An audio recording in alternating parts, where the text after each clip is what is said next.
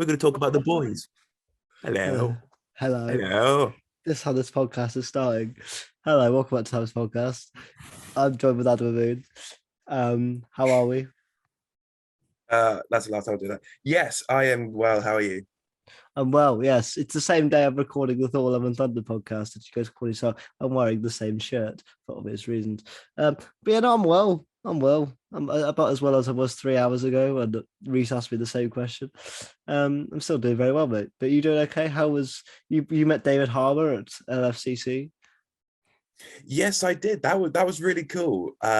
He sort of, usually I meet Doctor Who guests, but he's sort of probably the first big guest that I met that's sort of not really related to well, not at all really. He's not a bit in the show, so it's good to meet him for Stranger Things because I'm a big fan of the character and the series. You're saying that's the first non-Doctor Who guest you've ever met? No, okay, for a Comic-Con, I'd say. For a Comic-Con. Okay. Yeah. Right. Well, I obviously, I did a few non-Who guests this time around, so exciting. Yeah, it's interesting meeting actors from other shows because I suppose predominantly we're Doctor Who fans, so we sort of always gravitate to meet Doctor Who people, but it's quite cool to sort of. I need to rack up my MCU guests. I've not met, obviously, you've met David Harbour, so you can technically, yeah. No, not technically. He's a main character in one of the movies. That's not a technical. That's a guess. I didn't meet him because of Black Widow. No, because you don't like Black Widow because there's not enough Florence Pugh, is what Adam Moon said in the review. That is true, but we'll cover that on our Black Widow review. Oh, sorry, it's already happened. But today we are talking about Amazon Prime's The Boys, season 3 specifically. If you go back to September 2020, me and Adam reviewed season 2 of The Boys. So anyway, since we're back here for season 3, and we'll probably be back for season 4 whenever that is released. But I think it's filming soon already or being written. I don't really know what's going on. It's in the pipeline for sure. It's in the it's been announced. It's happening. Yeah, we all know now. So this season, the storyline is obviously Huey in last season was working with Councilwoman Newman to try and take down Vought, but at the end of the season, it was revealed to us, the viewer, that she was also a soup or hocked up on the compound V. I don't know if the term soup is correct in her sort of regard. Also with this as well, Butcher and the rest of the boys are also hunting down superheroes, but they have to do it in a non-violent way, otherwise they're going to get in some deep trouble. Also, Becca and Homelander's son, whose name escapes me, is being hid under witness protection. I can't remember his name. Do you remember his name? It's an integral part of the series. Ooh. Shit. Yeah, I know we're terrible at this already. This is when it comes to Google. I was going to say Jake or something, but it's not. It's sort of when you remember it, you'd be like, of course. Ryan. His name's Ryan. Yeah. I knew it was a basic name of something. Jay. No, that's not a disrespect. I knew it was one of those names that's not easy to remember. Apart from that as well, the Seven are still in a bit of deep shit after the whole Homelander dated a Nazi thing. So they're trying to deal with that. Edgar's still on top, and then trouble ensues as there is this new soup or old soup being found in Russia called Soldier Boy, played by the lovely Jensen Ackles. And it turns out later on in the season that Butcher and Huey tend to plan to use Soldier Boy to be able to kill Homelander, as they think he might be the only weapon left that could potentially get rid of Homelander, and some other, interconnections and drama ensues throughout. So Adam and Moon, obviously on The Boys season 2, we were quite positive, but we did say it got off to a slower start. Would you say that The Boys season 3 was an improvement on season 2? I suppose I really quite like series 2. I don't really necessarily think there's a dip. I think, in my opinion, it remained a consistent quality of season 1. As of season 3, it still does that. I think it still knocks it out of the park for me. Well, that's not what you said 2 years ago, so I'm kicking you off on. No, we both agreed that it started off a bit slow and then got good again towards the end. Okay, yeah, true. But I mean, that's to say it's got some good moments in it. So. Oh no, but so if we say it gets good, that doesn't mean we think. I don't think season 2 is shit by any means. No. I just think that season 1's clear. But season 3, I think, is my favorite series of the show. I think overall, at this point we know the characters. I think this time the characters don't go into the same pitfalls that they did in season 2. Like in season 2, they kind of became caricatures of themselves. So Huey would be incredibly idiotic and do incredibly idiotic things for no reason. Butcher would just be a dickhead for no reason to create tension. Whereas this season, everything happens for a purpose. There's some storyline payoff this season with our characters a lot more. My main thing is that they didn't do the whole romance will they won't they thing with Starlight and Huey. They just kind of kept it. I mean, they have like a little off in the middle of the season, but they never break up, and it's very clear by the end of the season that they're still together, which I like. I don't like when TV shows get characters together and then break them up just to get them back together and break up. It's just like, why? It's why I'm really happy they never did that with Brooklyn Nine-Nine, because that would have really annoyed me. They get together at the end of season 2 or beginning of season 3, and then they stay together for the rest of the show. It's good. But yeah, no, I had a really good time in the season. I think it's dark. I think it's gritty. I think the action's brilliant. I think the storylines are really fun. I think the finale hits. I think our characters are on top form. I think it looks great. I don't think it's ever boring. I think every week at the end of every episode, I was like, why can't we binge it? But I am a fan of the one a week upload. I think that's better for a television show personally. I'm not a massive fan of the Netflix binge model, because a TV show just kind of starts and ends very quickly. Because if I like a TV show, so for example, like Sex Education, I will just watch it in a day, most likely, or at least a good amount of it. Whereas I like the fact that these Disney Plus and Amazon shows are sort of events that kind of go on for a few weeks, and we can talk about them on Twitter and socials and have a chat and theorize. I think that's a lot more fun. But what did you think overall? Improvement? And but is it the best season in your mind, or do you think season 1 still holds the baton? I think season 1 still holds the baton, just because it was establishing the world, building characters, and I think that's when you sort of felt immersed. Even from, I think, just the point of where obviously A-Train is responsible for the death of Huey's girlfriend, or obviously girlfriend before Starlight. We need to get names right. We need to get names right. What was her name? He said it again. Shit. But I like that even in the Herogasm episode, that was sort of brought back into the question. It's sort of, we're gonna have a long discussion about Herogasm at some point. Yeah. But yeah, I agree with you. I think everyone's just written better this season. I think A-Train finally has a good storyline, because I felt like he did nothing last year. Yeah. I felt like he kind of became good, and then they made him switch back again.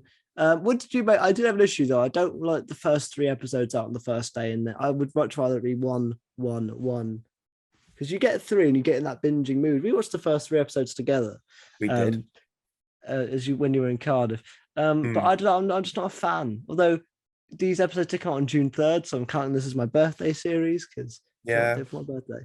But yeah, I just would have preferred it to be 1, 1, 1, 1, 1, 1, than 3, 1, 1, 1. I think it was probably my favorite way of doing it, because you get a good taster for what the whole series is going to be. I mean, it's the sort of same with Obi-Wan, how Obi-Wan released its first 2 that week, and even Stranger Things is doing something different, where there's like the first 7 episodes, but then a month later you get sort of the big 2 finale ones. So they've been trying new ways of doing it, and I've grown to all of them, really. So you've grown to like all of them. Okay, Yeah. well, that's fine. I'm much more traditional in my way of liking to view television. But yeah, I don't know. I liked as well that the characters weren't written dumb this season. Like I remember saying to you when the first episode was released, I was like, I hope Huey finds out about Newman very early on, and I hope it's not a thing of the entire season where he's being idiotic and just not picking up on signs. Thankfully, at the end of the first episode, he finds out. And thankfully, she knows that she's worked out that he finds out very quickly as well. It's not this, I have to hide from her sort of thing, which he kind of does, but you can tell that she kind of knows what's going on realistically. But I do think, faithful viewers, you'd probably have to be a fly on the wall to get our reaction just to the opening 10 minutes of the first episode, because boy, do they, Yep. It's kind of upset. If you see the, obviously, for the sake of not being demonetized, we won't go into it. But somebody goes. Whoa! Not in. No, not going. I'm staying out. Somebody goes into something and it's very weird and a bit peculiar, and then something else happens, and it was kind of awkward being in a room with 2 of my good friends and being like, "This is what we're watching. This is what we tried to do." But yeah, The season, I think, did a very good job at pacing the overall story. I think every week you got a bit of a nugget to this bit and a bit of a nugget to that bit, and it got every week there was an improvement and there was momentum in the story. Like there was no episode this season where nothing happened and you felt, oh, it's wasted an hour. Like you had to watch every episode so you didn't miss out. For sure. Who was your MVP of the season though? Because obviously we can't really go into many like all of the plot details. It'll be a fit for weeks. What was like your favorite moments? Give me some of your favorite moments. Ooh, I actually I think this might be more underrated. Anything with Kamiko and Frenchie, really. I just think they shared something lovely together, and they had some sweet moments together, and the whole thing. You sort of feel like, oh, they want to sort of separate themselves away and then spend their like have their own life together. And even though it's sort of not quite, it's sort of go back into it. Kamiko being V'd up again by the end and everything. But whatever they do, they're in it together, and I love those two. Yeah, no, I think I love a good cheesy dance number, and Yes. I, I'm just going to get the pronunciation wrong, but Kimiko's out there. I know her name's Karen, but I don't. I'm just going to get. It's like, is it like Fukuhara? I can't. Ugara? Yeah, something like that. So I do apologize, but obviously she gets a chance to sing in the season, and as well, obviously through it's kind of like a perspective sort of. She's daydreaming that she's singing and having a fun dance number. But I think we get a couple, right? We get one in the hospital, but she also sings. She does, yeah, she does a singing moment. Yeah, because she comes, I think it's in one of the first couple episodes where she comes across somebody playing the piano, I think, or in her mind or something. And then, yeah, you sort of get, early on that she's sort of, passionate about music and musical fit, just musicals in general, really. Yeah. I'll lend you one. I'll say MM for me this season. I think he had a really Mm. good storyline. I'm a big fan of MM. I like his kind of no BS sort of. He's got like this tough exterior, but obviously you can tell on the inside he is a family man. And he does care and he wants to love. Obviously, it's something then that Soldier Boy killed some older relatives of his, and unfortunately, his old wife is now dating an absolute twit, who like fully believes all the Vought propaganda. And because there's at some point where it's so they kind of go comedic with it in a fun way of how ridiculous it is. Like obviously Starlight turns against Vought in episode 5 or 6. So then their story they run with is that Starlight is trafficking like small children out of the country or something. And it's just like it's kind of funny because it's sort of but also scary about how far these people will believe anything that's in the news. Like it's one of those stories. But yeah, I think MM obviously has a really good arc where he has to try and want to find Soldier Boy, but he doesn't want to trust Soldier Boy, and he doesn't like Soldier Boy because Soldier Boy's racist and things like that. But yeah, I had a really connected with the storyline. And obviously it kind of ends with him punching the other man in the face with his child, and then decides that actually no, it's time to open up about these heroes to his young daughter, who I don't think can be any older than maybe 10 or 12. Yeah. That's a really powerful scene. Another MVP of the season for me was Annie or Starlight. I think she gets a lot to do this season. We'll see. In the first couple of seasons, she sort of has to put up with a lot of Vought shit without being able to say anything. Whereas this season, they sort of just let her loose with her storylines and kind of let her go anti-Vought midway through the season. She has a bit of romance issues with Huey because Huey is my least favorite character in this entire show. I don't like Huey. He a little bitch. Very well acted by Jack Quaid. He's just I don't like. I hate people like Huey. Shall I say? People that think they need to be a super strong man to be worth something. I'm more butcher about it. It's like get over yourself, you silly piece of shit. But hey, he gets better at the end. But no, I think she has a really good storyline. What do you make of Starlight's storyline this season? Do you think it worked, or do you think she was too separate from the rest of the main cast? Yeah, I'm just glad she sort of stood on her own 2 feet. She sort of did that. I sort of like she was using her influence and doing the Instagram lives, sort of just exposing Vought. And I did even like that scene where she's with Homelander, and they were talking. And then it was actually revealed, oh, I'm recording this and putting it live because of course she would. She's getting more ahead of the game, and yeah, just really cool hero action. Exactly. I think as well, obviously we'll get onto the real MVP Homelander in a second, because Homelander is the MVP of the whole show. in every facet. But yeah, I think it's weird because I think she's really good. I don't know where they go with her from here though. I think does she rejoin the seven? No, no chance. What is she just there with the boys now? Fine, but she doesn't really get in with their philosophy very well. So either they're gonna have to adapt or she's gonna have to adapt. Like that could be the interesting way they take it next season. The one character I think that didn't do too great this season was Butcher. Not because he's not acted brilliantly by Carl Urban. I just think that he took a back seat a little bit this year, which is fine because he's kind of been the main focus of the first two seasons. But I think overall his character didn't really evolve. I mean, he had that dream sequence in episode 7, which is really Yes. good, which led into 8 and him lying to Huey about the V and then knocking him out so he didn't take the V, which is really cool. But apart from that, he didn't really grow very much. Like he's still entertaining. He's Butcher, right? He's not an unentertaining character. But do you agree with me that maybe he took a bit of a backseat this season in terms of character growth, which is fine. I'm not saying it's negative. Yeah, I did. I did find, when you got to the finale, that with there's all the stuff with Ryan, I think, and because he even had that scene with Ryan where he sort of forgot what he specifically said, but sort of back there was a back, he sort of there's a fracture, with the relationship between Butcher and Ryan, and then obviously that sort of leads into Ryan being with Homelander and going with that super dad and everything. So those were, yeah, but I agree. He gets off with Queen Maeve, halfway Yeah, through. which I forgot about. Was that in the first few episodes or was that midway through? I think midway through. I think yeah. Yeah. It's interesting. One thing I will say, an arc I didn't think was handled very well was the Ryan stuff because it happens in episode 2 or 3, and then Ryan just disappears until the finale, and it's a bit because of the way it was released. The first 3 episodes, I forgot all about the Ryan shit, and I was like, then when the finale puts up and Heron's out, I'm like, oh, yeah, that happened, didn't it? Yeah. And I'm like, oh, okay. Also, I think Ryan, they go from writing him really smart and intelligent to being a fucking idiot by the finale. Because, he shouldn't really. I know he wants love and that's what he's looking for, and he's a young kid, but he's also experienced the end of season 2. So he should know that Homelander's a douchebag, who killed his mother virtually.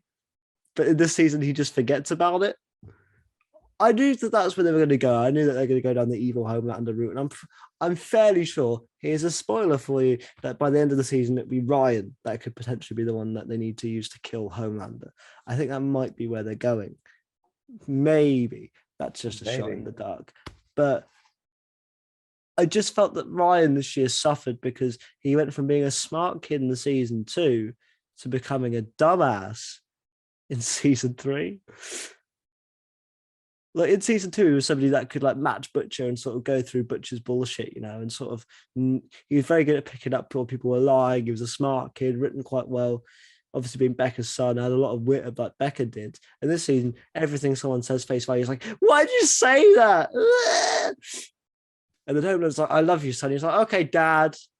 It's like, all right, I guess, but it's fine, but I feel like it could have been built up better, if you know what I mean. A little bit. I just felt like maybe if the Ryan stuff happened in episode 5 or 6 and it was drip fed throughout the season, it would have been better. If he was under influence or, maybe, Yeah. he's under the Homeland's, manipulation or something, maybe it's sort of. It just happened too quickly. It just happened too quickly, I think. I just think as well, because Ryan is very integral to the finale in a lot of ways, that not having him in episodes 4, 5, 6, and 7 is bizarre. I understand the story disappears, but the one thing that this show does do very well is balance all these different superheroes and characters, and they just dropped one of their main characters because they didn't, until the end, which is fine, I suppose. Another character that gets a lot of good work is Black Noir in the season, especially later on, with his imaginary animated friends. What did you make of that? Yeah, I thought that was some inventive. I mean, practically the way those things have changed with live action and animation in that kind of almost Disney inspired way. And it's tragic that his fate is met by Homelander at the end, like with Black Noir not telling him about Soldier Boy and everything. But yeah, no, he was really good. I think the one character I'm sort of not sure if I like his thing or not is the Deep.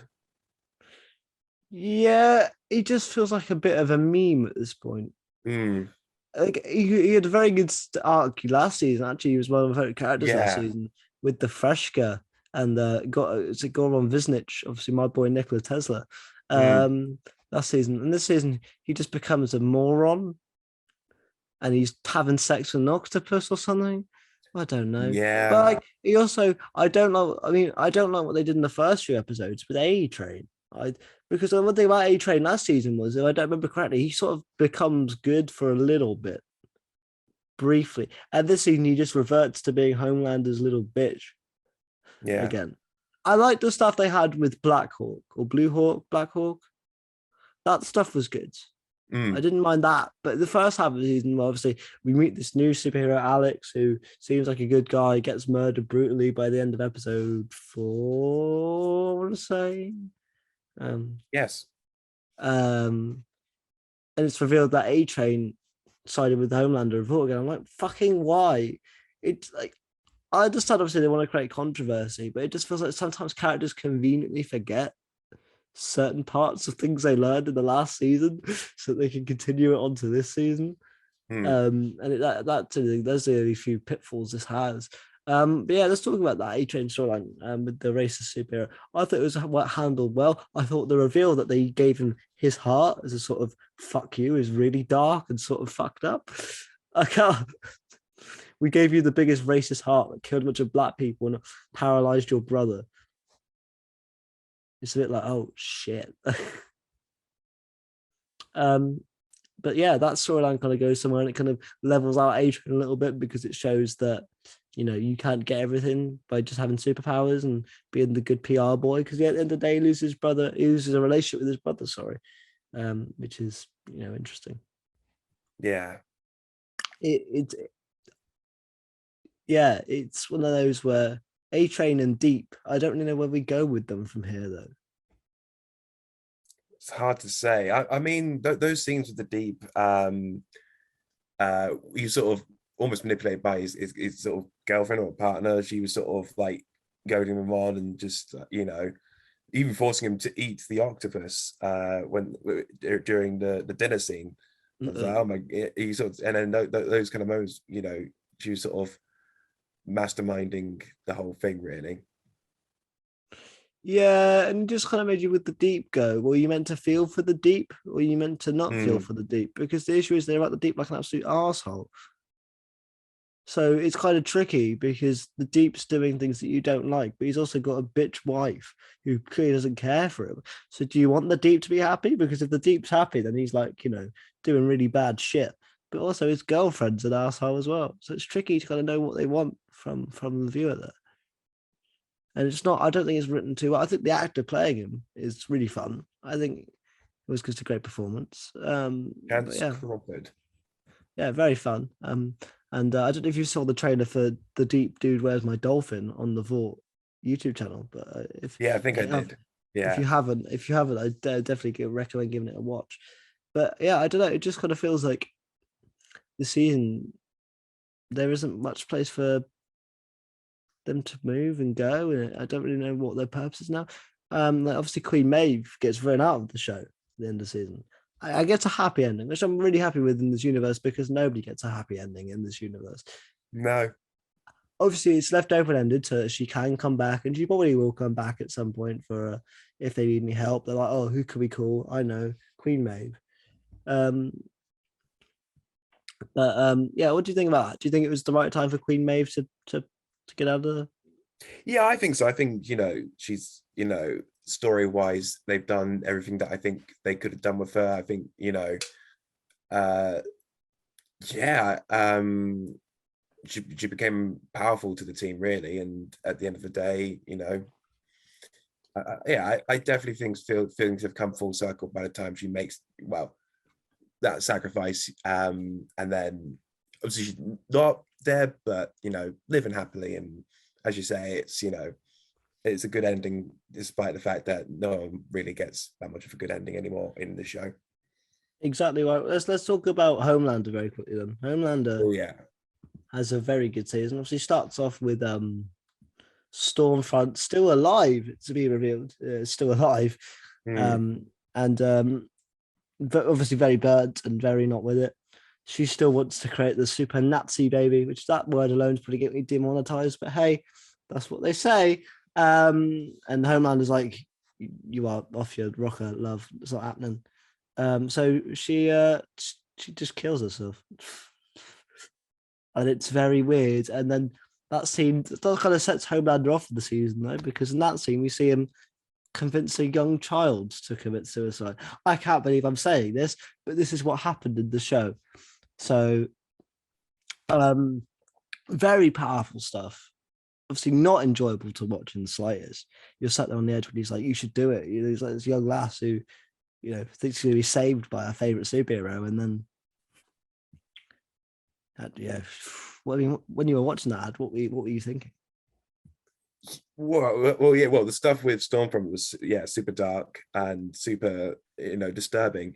I think Anthony Starr gave a good performance, and I like the scene where he's sort of talking with himself in the mirror, Yeah, and I think he's sort of one of those actors who sort of he gives he's there in a room and he might not have any dialogue, but you're sort of wondering what's really going through his head, because you're not quite sure. And I think it's unpredictable what his sort of next move is going to be. And, I'll give a shout to the epic fight scene, not just in the finale, but also, an episode in I believe it is Herogasm, with Soldier Boy and Butch and everything. And yeah, there's some great action with him as well. yeah, exactly. I think, yeah, I agree with you. I think for me that the main core of it is his emotional journey. You could tell this season he's losing it, but he loses it in a way that you wouldn't expect. You think he'd like go all out and like try and kill a bunch of people. This time though, he's very tactical about it when he loses his mind. Obviously, he has his birthday thing and he like has a massive rant.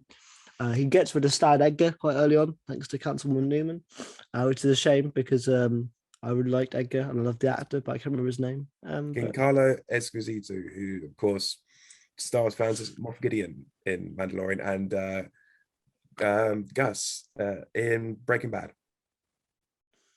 was he in Gustin. Community? Was he in Community at some point as well? I thought he was one of Yes, those as Pierce's half brother or just brother. It was revealed that they're related in that for sort of gaming one. for Hawthorne wipes. Yes. Of course.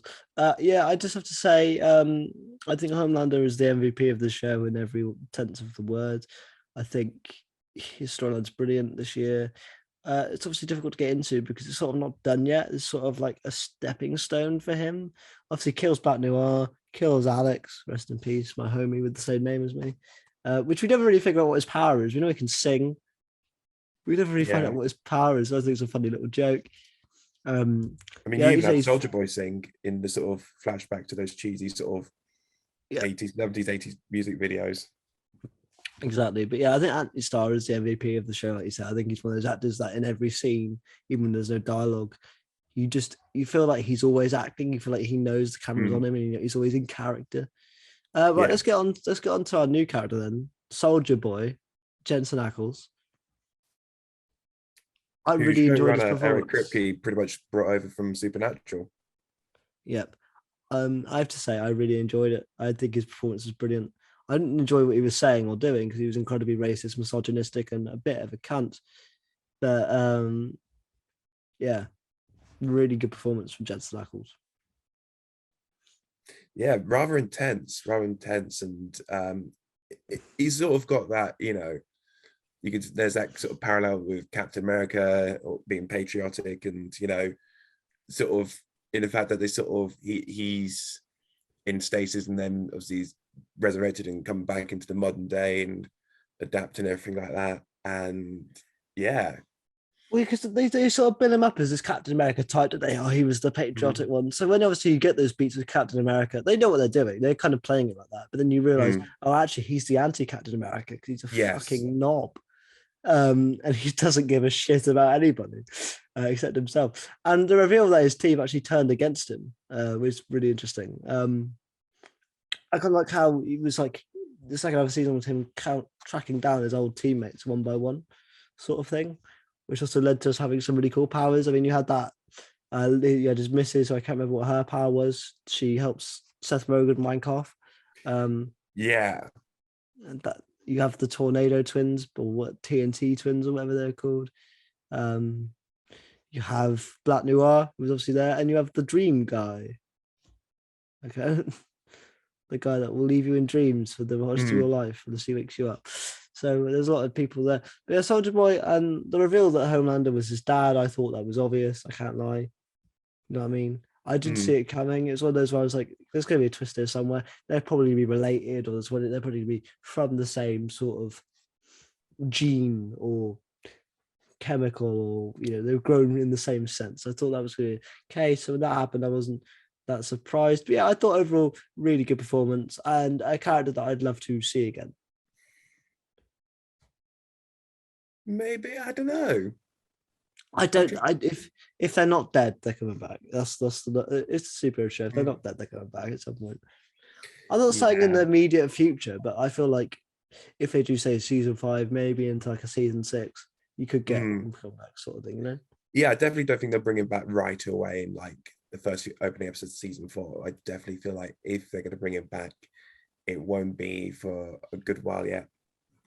Yeah, right. Sad. Is there any storylines or anything that you want to bring up that we haven't spoken about yet? Or I suppose that mainly the temp V stuff, Butcher and Huey taking the temp V and um uh yeah, it's interesting, because obviously you have Butcher starting to take it and then Huey catches on. Literally Butcher like throws up on him and then, they sort of get um, hunger for it really. They sort of get addicted and, obviously it reveals, Starlight reveals to them, yeah, it's not good. It's sort of gonna make your kill brain you. mush kind of thing. Yeah. What was the quote? It looks like Kermit. Yeah, I, something I like know, that. I know you weren't a fan, as you're a pure Kermit stan, But I but generally forgot the quote anyway, I couldn't tell you. you've deleted out your brain because you love Kermit that much. That is true, yeah. But yeah, no, 10th View, I thought it was a really fun concept, and I'm happy that by the end of the season they sort of do away with it, because the one thing Mm, I didn't want the show to become is, oh, the people that hate the superheroes now become the superheroes so that they could be the good version of the superheroes. I was so happy that's not the road they went down. They went, no, we're going to bin that off. Really cool. So one thing about this show is that the boys are underdogs. And if you take that mm. away and you level the playing field, the show becomes so much less interesting, I think. Yeah, for sure. So I think the fact they did that, I thought it was a good storyline. I thought it was a good storyline for Huey. It just continued my dislike of Huey as a human being. Um, I don't know. He's just like, oh, my girlfriend's a superhero and I am not superhero, so therefore I'm inadequate for her. Even though in every episode she tells me that I am adequate and I am fine, but I don't believe her because I don't have superpowers. Girl, it's like Mm, get over yourself, man. Get get over yourself. yeah. Like I don't know. I think obviously he's a very good protagonist. I love Jack Quaid. I think Jack Quaid's brilliant in the role. Um, I just think this season, for the right reasons, was the showed everything about Huey that I heavily dislike. His need to be powerful. Because in the first season, Huey was my favorite character because he was just the guy that was like, this is all fucked up. And that's what we were all thinking when we were watching it. And then season 2, he started to become a bit of a dick. And I was Mm. like, why are we going down this route? In this season, they sort of turn it up to 11, but he reverts back by the end of the season. I think what I just like about Huey, he is your everyday person, really. He's not a soup, nor is Well, he putting I thought he was, and then in the last 2 seasons, I thought they've changed that. I think a little Yeah, bit. they sort of bringing him more into that world, I think, which, it's got to happen, for the character to progress, really. So yeah, anything else in terms of main storylines that we kind of missed, or Um, I quite like to just bring up, I think more the ending with Homelander frying that guy, and everybody still loves him. So therefore, obviously, I think if whoever does anything on a grander scale, maybe sort of be looking into. But even just that moment, you sort of like, well, he did that bad thing, but everyone's still like, oh hell yeah. Even Well, that douchebag of a partner for MM's ex-partner. yeah, well, it comes back to oh shit, comes back to what I was saying is that this season really tests the waters in terms of what people believe if they're just told it. Mm. And that kind of, you see that turned up to 11 there with Homelander and what's said and what he does there. So he's like, meet my son Ryan, they'll cheer him. Then I think doesn't Ryan get an egg thrown at him or something? Yeah, something's thrown at him, and then Homelander just like, well, you're dead. Yeah, and you can tell that in its own weird, corrupt way that Homelander does have a maternal love for Ryan. There is no scheme with Ryan. Well, not as such. I think he knows he can use Ryan, but there is still that care. I think that might be an interesting storyline they do go down next year with Vought maybe wanting to use Ryan a bit more, and Homelander might be like, "That's my son. What are you doing?" I think that could be an interesting storyline now of seeing where does Homelander lie within Vought, because I think now Ryan might become the new hot thing in town. They might think, "Oh, we could use this kid." So that could be an interesting way they go about it. But yeah, it leaves the universe in a dark place with Homelander on top publicly. Mm. Obviously, the boys have recouped. Annie's now joined the team. We can no longer call her Starlight. It's just Annie because Starlight is no more. That's the way to be, because they throw a costume away as well. It's just like, yeah, down the chute. So it's just Annie now, which I'm okay with. Um, you know, I think it's the best place to go.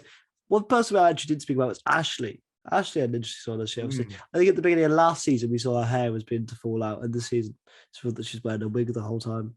Yeah. But yeah, she's treated like shit. But she also has an assistant, also called Ashley, who she treats like shit.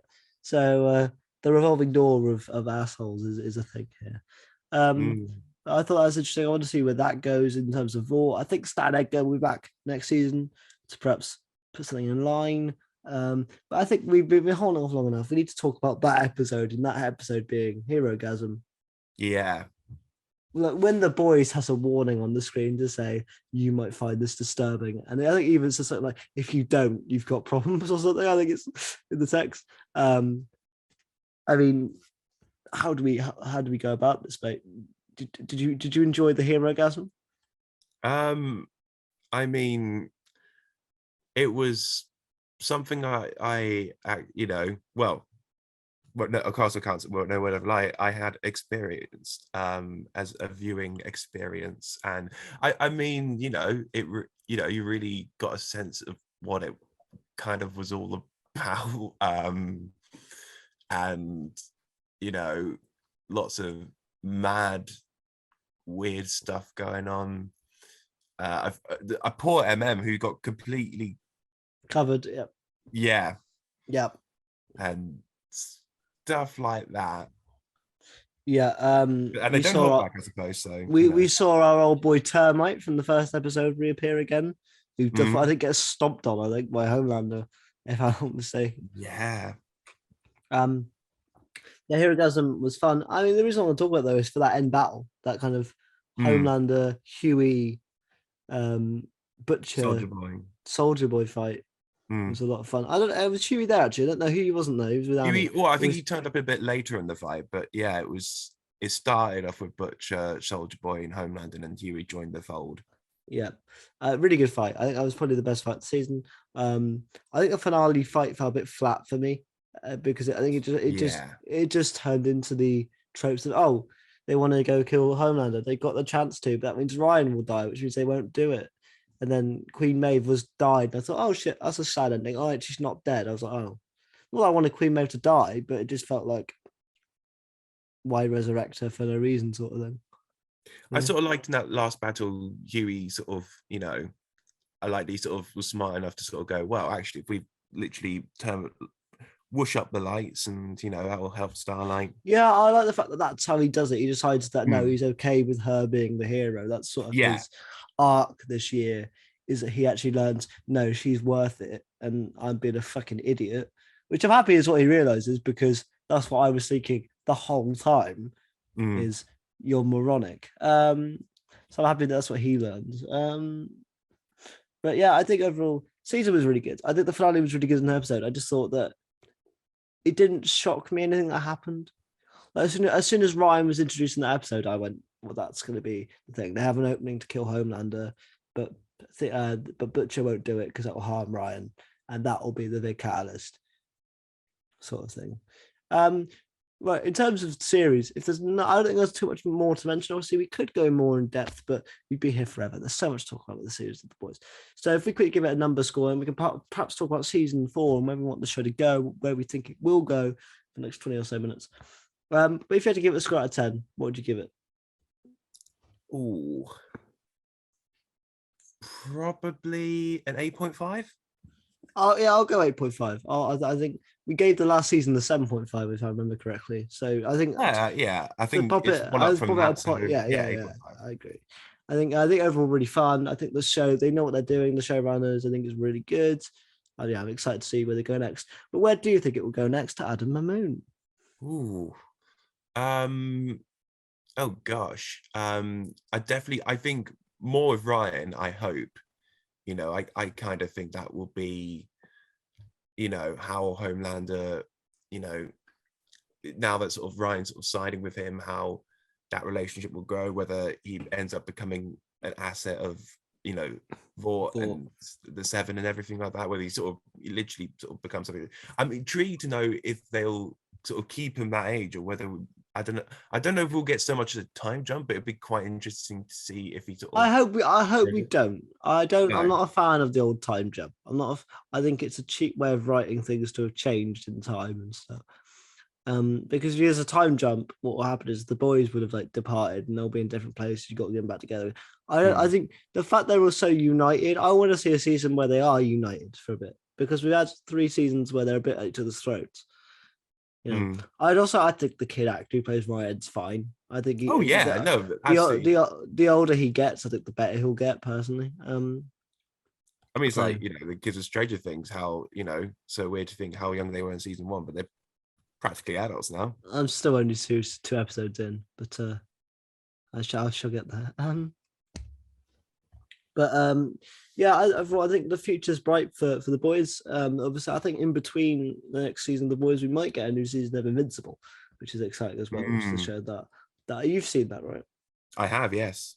What do you make of that? Yeah, really cool. I mean, very dark. Very dark. I mean, I don't know what it's darker, really. Sort of, it's apple and oranges, really. But I'm sorry. Yeah. No, I'm sorry. That last of Invincible is much darker than anything that the boys could even think about doing. That scene on the bus. Yeah, quite. If they did that in the boys, they wouldn't. Yeah. I mean, they have to do a lot of CGI, and they're not actually gonna do, Yeah, come die for work. We'll give your family money.